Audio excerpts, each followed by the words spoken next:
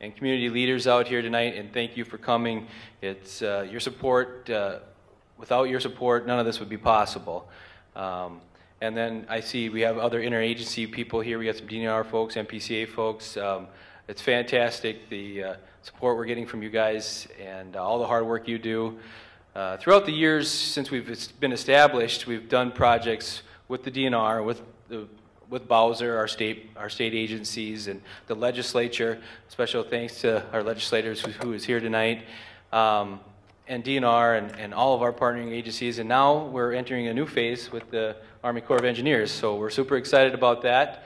And with that, I'm going to turn it over. Again, my name is Marshall Plumley. I'm with the Rock Island District Corps of Engineers. And I want to start by just thanking you for allowing us the opportunity to come out and talk with you and let you know the things that we've been working on with our partner, the Watershed District. I have some additional staff here with us. You met Marcia Dolan out front. She was a nice lady who had you sign in and greeted you. Erica Stevens is our project engineer, and Lucy Sawyer is our hydraulics engineer.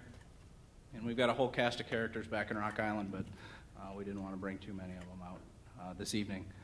The first thing I'd like to cover is, why is the Corps of Engineers involved in this? Aren't we the agency that does locks and dams and flood control and things like that? The Corps, in the mid-1980s, Congress gave us a mission, and that mission is to restore aquatic ecosystems. And to do that, we work with a variety of partners, our sister federal agencies as well as state agencies, but most importantly, we work with local sponsors and local folks in identifying what are the ecosystem issues, what are the things that are degraded in the environment, and what are the opportunities that exist for the Corps of Engineers to be involved in developing solutions to those issues. This project itself is being conducted under what we call the Section 206 authority. It's an authority that Congress gave us in 1986 to do small-scale aquatic ecosystem restoration. As I mentioned, to do that, we require a local sponsor. In the current phase that we're in, which is what we call the feasibility phase, it's where we analyze and gather data and develop different alternatives to evaluate, and then ultimately we'll come up with a recommendation, which we need a local sponsor to help us implement. And some of the requirements for that local sponsorship is that this program is cost-shared 65-35. And what that really means for the local community is when we get to the point where we have a recommended plan that involves construction, we sign an agreement with a local entity. In this case, it looks like the Watershed District would be that sponsor. And they provide 35% of the cost of whatever project we come up with. Now, we may not come up with anything at the end of the day, but if we come up with a recommendation for construction, we need a local sponsor who's willing to provide us 35% of the cost of that project. The other things that they need to kind of bring to the table, they need to provide us with access to all the lands and the easements and the right-of-ways and areas to dispose of dredge material for a project.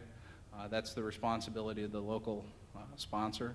They get credit for that, those things that they bring into the project, and that counts towards the 35%.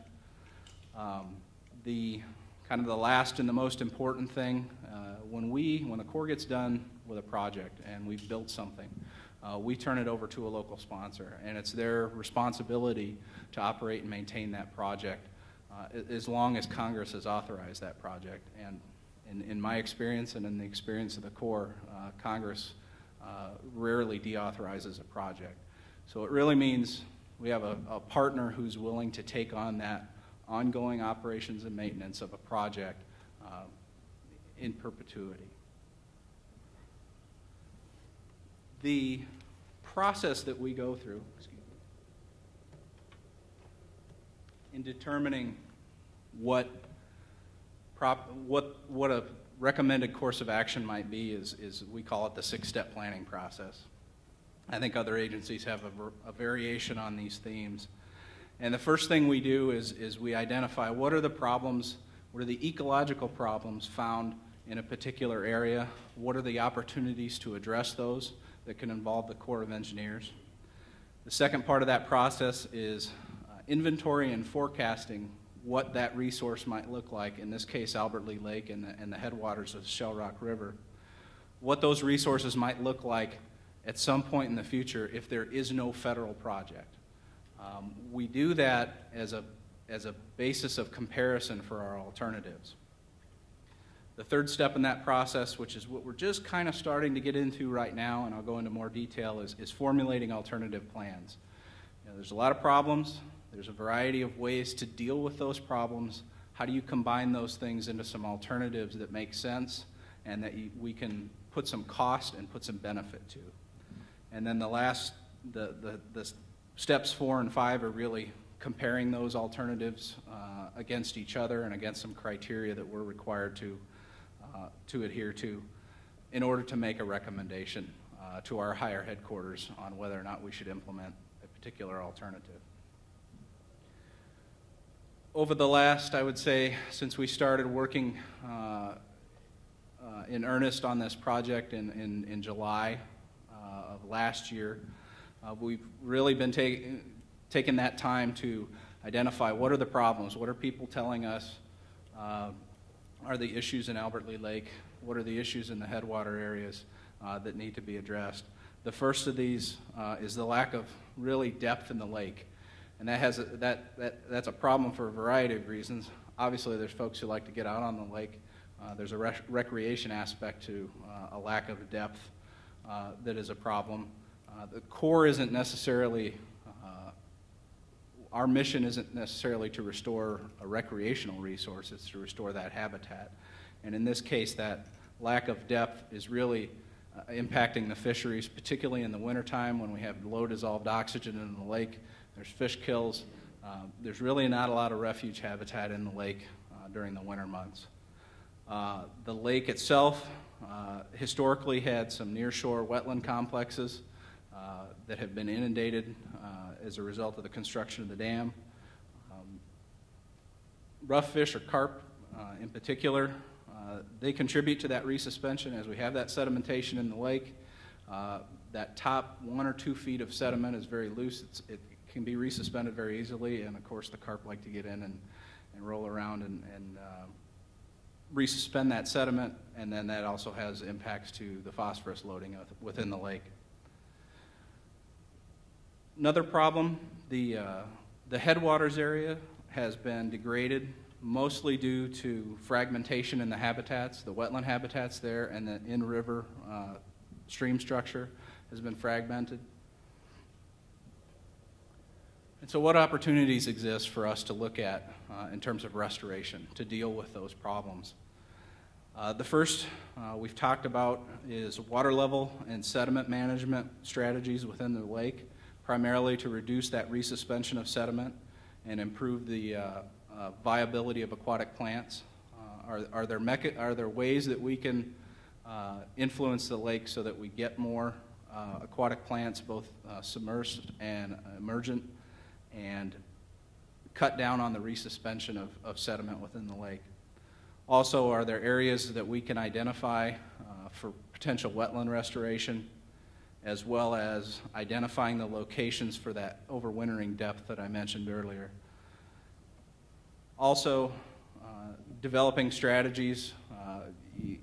The district has been very successful at controlling rough fish in some of the other lakes. We're using that information and looking at some measures on a larger scale. And then also in the headwaters area, restoring some of the functional processes. That fragmentation that I mentioned earlier impacts the ecosystem processes that are occurring in that area, and there's an opportunity to restore some of that habitat and the structure in the river and in the riparian zone. Then finally, what are the things that we're trying to achieve? And these are draft objectives.